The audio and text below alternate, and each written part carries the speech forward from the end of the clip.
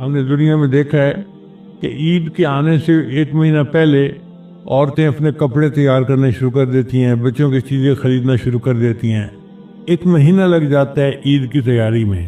تو بھائی رمضان مبارک کا مہینہ شہر القرآن ہے، اس کی آمد کے لیے ہم بھی ابھی سے تیاری شروع کر دیں۔ اور رمضان کی تیاری کیا ہے؟ ایک تو اپنے گناہوں سے توبہ کریں، اور دوسرا اپنے کام کو اس طرح سے سمیٹیں کہ رمضان شریف کا وقت فارغ ہو عبادت کے لیے۔ روزہ صرف کھانے پینے سے رکنے کا نام نہیں ہے، روزہ اپنے اعضاء کو گناہوں سے بچانے کا نام ہے۔ تو ہم روزے کو اس طرح رکھیں کہ ہم کھانے پینے سے بھی رکے رہیں اور اعضاء جسمانی کو گناہوں پہ پڑنے سے بھی بچائے رکھیں۔ یہ اعلیٰ درجے کا روزہ ہے، سر سے لے کے پاؤں تک ہم روزہ دار بن کے زندگی گزاریں گے۔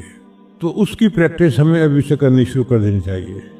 اگر کوئی صاحب موبائل فون کا استعمال غلط کرتے ہیں تو ابھی سے بند کر دیں، پریکٹس کریں۔ شیطان زور لگائے گا، لیکن جب آپ رجسٹ کریں گے اور کوشش کریں گے تو اللہ اس مصیبت سے جان چھڑا دیں گے۔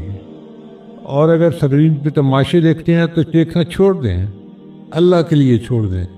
یہ رمضان مبارک کی تیاری ہے، اپنے آپ کو گناہوں سے بچانا۔ جیسے انسان نہا دھو کے تیار ہو جاتا ہے نا، ہم توبہ کر کے گناہوں کو چھوڑ کے رمضان کے لیے تیار ہو جائیں، پھر رمضان کی برکتوں سے ہمیں پورا اجر ملے گا۔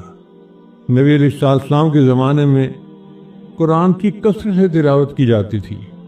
کتابوں میں لکھا ہے کہ اگر تہجد کے وقت بندہ مدینہ کی گلیوں میں چلتا تو اسے ہر گھر سے شہد کی مکھیوں کے بھن بھنانے کی آواز آتی تھی۔ یہ شہد کے مکھیوں کے بھن بھنانے کی آواز کیا ہوتی تھی؟ ہر گھر کے لوگ قرآن پڑھ رہے ہوتے تھے۔ آج ہمارے گھروں سے یہ آواز نہیں آتی، اس لیے کہ سب سوئے ہوئے ہوتے ہیں۔